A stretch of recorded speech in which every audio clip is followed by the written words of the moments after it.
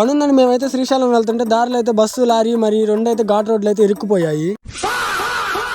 అసలు ఏం జరిగిందో తెలియాలంటే మీరైతే ఈ వీడియో లాస్ట్ వరకు చూడండి. మేమైతే శ్రీశైలం అయితే వెళ్తున్నాము. మనకైతే 60 కిలోమీటర్లు అయితే మొత్తం ఘాట్ రోడ్ అయితే ఉంటుంది. ఈ ఘాట్ రోడ్ చాలా బాగుంటుంది. ఎక్కువ మెలకలు అయితే ఉంటాయి, కర్వ్స్ అయితే ఉంటాయి ఎక్కువ. అయితే వెళ్తున్న దారిలో అయితే మనకైతే వరిగేట్ వేసుకొని ఒక లారీ అయితే వెళ్తుంది ఘాట్ రోడ్ లోనే. అటు ఆపోజిట్ లో అయితే మనకు ఒక సూపర్ లగ్జరీ బస్ అయితే వచ్చింది. ఈ రెండు అయితే ఆ రోడ్లు అయితే పట్టలేదు, ఎందుకంటే ఇది మొదలే సింగిల్ రోడ్. ఈ సింగిల్ రోడ్ లో మళ్ళీ రెండు హెవీ లారీస్ వెళ్ళాలంటే చాలా కష్టం కదా. హెవీ వెహికల్స్ వెళ్ళొచ్చు, కానీ ఆ లారీ నిండా అయితే మనకైతే హాఫ్ ఆఫ్ ది రోడ్ అయితే మనకి ఆ వరిగడ్డే కవర్ చేసింది. ఇంకా ఎక్కడ వెళ్తుంది ఆ ఆపోజిట్ లో వచ్చే వెహికల్స్. సో అందుకని అయితే ఈ లారీ అయితే ఇరుక్కుపోయింది. బస్ లో ఉన్న ప్యాసింజర్లు అయితే పాపం ఇబ్బంది పడుతున్నారు. ఆ ఒరిగడ్డ అంతా లోపలికి వెళ్తా. చెప్పాలంటే అసలు ఈ లారీని డే టైం ఎవరు ఎలా చేస్తారో తెలియట్లేదు, కానీ డే టైం వెళ్తే ఇది అంత కష్టంగా ఉంటుంది తెలుసా. మొదలే ఆ రోడ్డు సింగిల్ రోడ్ కాబట్టి చాలా ట్రాఫిక్ అవుతుంది. ఇలాంటప్పుడు ఇలాంటి లారీలు వెళ్తే ఆపోజిట్ వెహికల్స్ ఆగిపోతే తర్వాత బస్సులు కానీ లారీలు కానీ ఎలా వెళ్తాయి మావయ్య. ఇంకా ఫైనల్ గా మనకైతే వాళ్ళు ఫారెస్ట్ డిపార్ట్మెంట్ వాళ్ళ సహాయంతో బస్సు అయితే బయటకైతే వచ్చేసింది. ఇంకా తర్వాత ఇంకా మళ్ళీ ఆ లారీ అయితే అదే బలుపుతో అయితే వాళ్ళు అయితే ముందుకు వెళ్తూనే ఉన్నారు. లారీలో అయితే ఆపోజిట్ వచ్చే వెహికల్స్ అయితే దాని కింద నుంచి అయితే వస్తున్నాయి, కార్లు కానీ బైకులు కానీ. చూసారా ఎలా ఉందో సిచ్యువేషన్.